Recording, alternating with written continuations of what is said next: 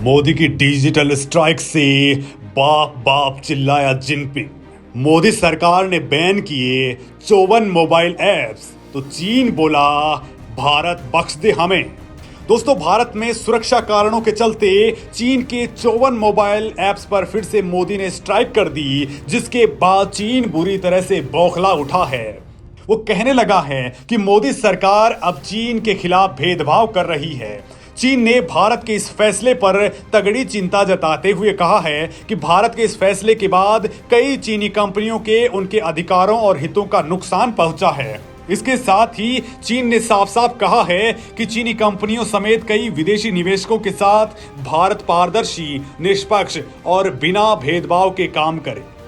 यानी दोस्तों, मोदी सरकार ने चीन पर जो ताबड़तोड़ स्ट्राइक की है, उसने चीन की चूल्हे हिला दी हैं और अब जिनपिंग को होश आ चुका है कि वो भारत के साथ पंगा लेकर बहुत बड़ा नुकसान कर चुका है। क्योंकि लद्दाख में उसने 2020 में सोचा नहीं था कि भारत उसके साथ इस तरीके से अब पलटवार करेगा। दोस्तों, इसके चलते चीन के हजारों करोड़ का बट्टा गोल हो चुका है।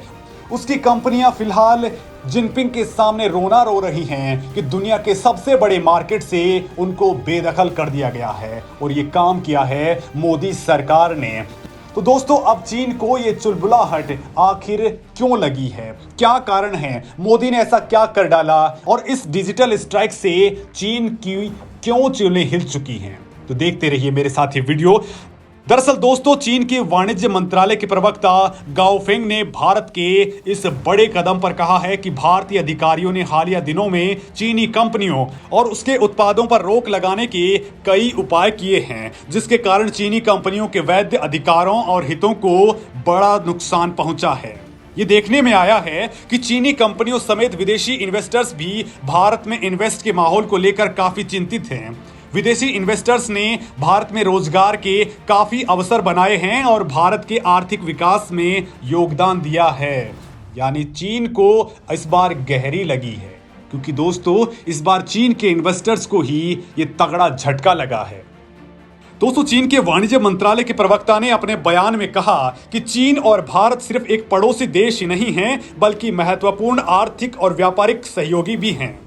आपको बता दें कि दोनों देशों के बीच साल 2021 में व्यापार 125.7 अरब डॉलर के करीब पहुंच चुका है और यह दिन दुना रात चौगुना बढ़ता ही जा रहा है। वो भी तब जबकि भारत एलएसी पर उसके साथ दो हाथ कर रहा है। वो हर बार भारत को आंखें दिखा रहा है, लेकिन व्यापारिक मोर्चे पर भारत लगातार उसके साथ में आगे ही बढ़ता जा रहा है। लेकिन इस बीच मोदी सरकार ने चीन को तगड़ा झटका दिया है। मोदी सरकार ने दोस्तों पिछले मंगलवार को ही चीन के ऊपर डिजिटल स्ट्राइक करते हुए 54 और मोबाइल ऐप्स को बैन कर दिया। इन सभी ऐप्स से भारत की सुरक्षा के लिए खतरा पैदा हो चुका था। बैन किए गए ऐप्स में popular game Garena free fire और ऐप भी शामिल थे। इससे पहले जून 2020 में भारत ने देश की सुरक्षा को देखते हुए कई सोशल मीडिया प्लेटफॉर्म्स जैसे कि टिकटॉक, वीचैट और हेलो समेत 59 चीनी मोबाइल ऐप्स को बैन किया था। दोस्तों, कुल मिलाकर भारत अब तक 300 से ज्यादा चीनी ऐप्स पर रोक लगा चुका है। भारत सरकार ने इससे पहले 29 जून 2020 को पहली बार डिजिटल स्ट्राइक करते हुए मोदी ने 59 ऐप्स पर बैन लगाया था और इसके बाद तो दोस्तों ये डिजिटल स्ट्राइक का दौर लगातार ही जारी रहा। 27 जुलाई 2020 को 47, 2 दिसंबर 2020 को 118 और नवंबर 2020 को 43 ऐप्स पर बैन लगा डाला। अब 14 फरवरी 2022 को 54 और ऐप्स पर बैन लगा दिया गया है। दोस्तों, भारत सरकार ने प्रौद्योगिकी अधिनियम की धारा 69A के तहत सूचना प्रौद्योगिकी मंत्रालय ने इन सभी ऐप्स पर बैन लगाया है, क्योंकि दोस्तों इन सारे एप्लीकेशंस के जो सर्वर हैं वो चीन में मौजूद हैं और चीन की सरकार जो भी आईटी कंपनी चीन में काम करती है उसके साथ एक समझौते के तहत बंधी हुई होती है कि उसके सर्वर का एक्सेस वहां की सरकार को भी देना पड़ता है। लिहाजा जो भी आईटी कंपनी अपने सर्वर चीन में स्थापित करती है उसके सारे के सारे डेटा पर अधिकार अप्रत्यक्ष तौर पर चीनी सरकार का ही होता है, जिनपिंग की सरकार का होता है, या फिर ठीक से कहें तो वहां के हैकर्स का सीधा एक्सेस उनके पास में होता है। और भारत का सबसे बड़ा डेटा अगर चीन पहुंच जाता है तो इससे भारत को सबसे बड़ा नुकसान यह है कि भारत के तमाम लोगों की आइडेंटिटी उनके पास तक पहुंची होती है।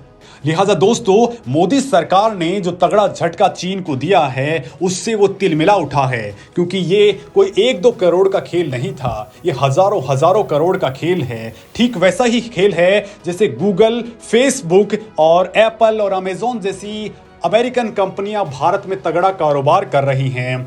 अरबों अरबों का कारोबार भारत में उनके जरिए होता है, साथ ही भारत के यूजर्स का डेटा भी उनके पास मौजूद होता है और आज के दौर में इसी डेटा की सबसे ज्यादा कद्र होती है।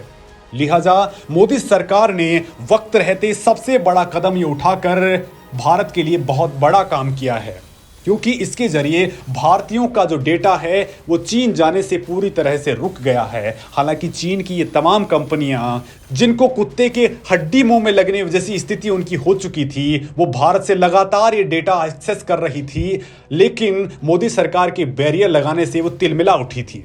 हालांकि उन्होंने एक रास्ता बैकडोर एंट्री मारने का निकाला और भारत में वो दूसरे नामों से अपने एप्लीकेशंस जारी करती रही, लेकिन अब मोदी सरकार सक्रिय हो चुकी है और 54 उन्हीं कंपनियों के ऐप्स को बैन लगाया है जिनको पहले भारत बैन कर चुका है। हालांकि ये कंपनियां किसी सूडोनेम से ये सारे के सारे एप्लीकेशंस लॉन्च करती जा रही थी।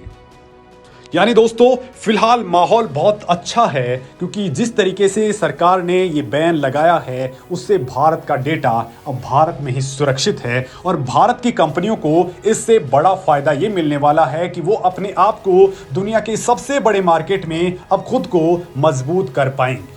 दोस्तों, आपको क्या लगता है कि मोदी सरकार को अब नेक्स्ट कौन कौन से एप्लीकेशंस को बैन लगा देना चाहिए? मुझे कमेंट लिख करके जरूर बताएं।